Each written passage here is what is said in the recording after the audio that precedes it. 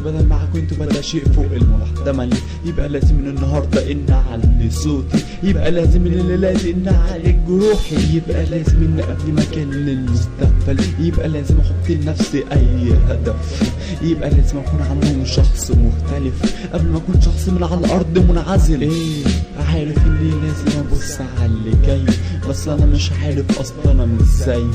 اللي باع نفسه عشان يكون انسان عايش وحي، بس انا راجل من ظهر راجل مش شاب ناي، علشان انا اكرم لاني اموت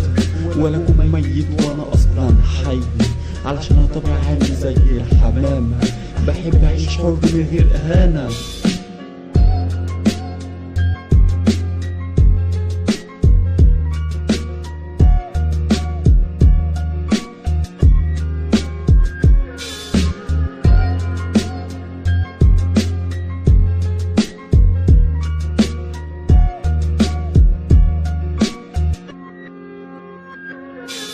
اصلا ما بكرهش قتل الجبن والخيانة، وبحب دايما اساعد الناس المحتاجة، ومحبش اشجع الناس الغلبانة، ومحب دايما اشجع الناس الشقيانة.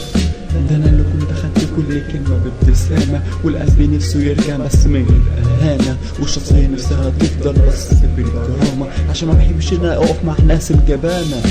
ده انا واثق في نفسي واكيد طبعا ده مش غرور، ده مثل ايجابي عشان انا كده دايما مسرور، وكل ده حصل طبعا عشان كنت ربي صبور، وبسبب ايماني بربي خليني دايما منصور، علشان كده انا هفضل عايش طول عمري فخور، عشان وقفت على رجلي بعد ما كنت مكسور، ما انا كنت ببكي عشان ضايع مني روح، بس بعد ما رجعت لي اكيد طبعا مش هبقى مجروح.